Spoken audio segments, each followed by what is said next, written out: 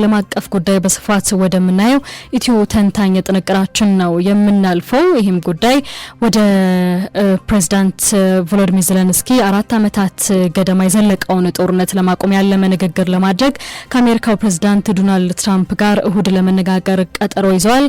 የዛሬው ኢትዮ ተንታኛችን ትኩረትም እዚህ ላይ ይሆናል። ሀና ሰይፉ ትቀጥላለች።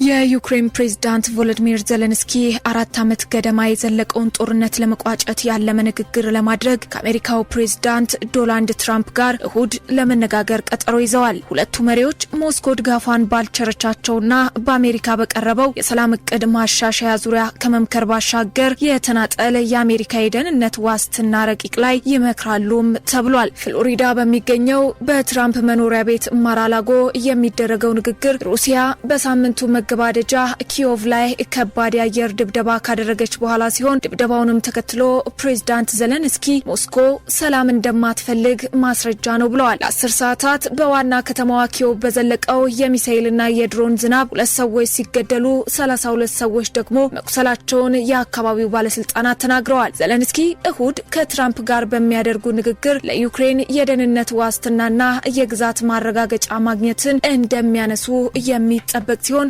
ሁለቱንም ጉዳዮች ሩሲያ ከዚህ ቀደም ለመቀበል አሻፈረኝ ብላለች። መሪዎቹ ማሻሻያ የተደረገለት ባለ 20 ነጥብ የሰላም ስምምነት እቅድ ላይ የሚነጋገሩ ሲሆን ስምምነቱ በትራምፕ ልዩ መልእክተኛ ስቲቭ ዊትኮቭ የተደገፈና ለሩሲያ ያደላ የሚል ስምም ተሰጥቶታል። የዩክሬን ምስራቃዊ ዶንባስ ክልል የንግግሩ ትልቁ ክፍል ሆኖ እየዘለቀ ሲሆን ዜሌንስኪ አሁን ላይ አካባቢው ነፃ የኢኮኖሚ ዞን መሆን እንደሚችል እንደ አማራጭ አቅርበዋል። ሞስኮ 75% የሚሆነውን የዶኔትስክ ክልልና 99% የሚሆነውን የጎረቤት ክልል ሉሃንስክን ትቆጣጠራለች። ሁለቱ ክልሎች ዶንባስ በመባል የሚታወቁት ናቸው። ፕሬዝዳንት ዜሌንስኪ ሩሲያ ወታደሮቿን ካስወጣችበት ከምስራቃዊው የዶንባስ ክልል ወታደሮቻቸውን ለማስወጣት ባቀረቡት ሀሳብ ላይ ክሬምሊን እስካሁን አስተያየት አልሰጠም። ይሁን እንጂ እንደ ሩሲያ የዜና ኤጀንሲ ታስ ዘገባ ከሆነ የሩሲያ ፕሬዝዳንት ቭላዲሚር ፑቲን ቅዳሜ ዕለት ዩክሬን ጦርነቱን በሰላማዊ መንገድ ለመፍታት እየተጣደፈች አይደለም ብለዋል። ፑቲን አክለውም ኪዮቭ ግጭቱን በሰላማዊ መንገድ መፍታት ካልቻለች ሩሲያ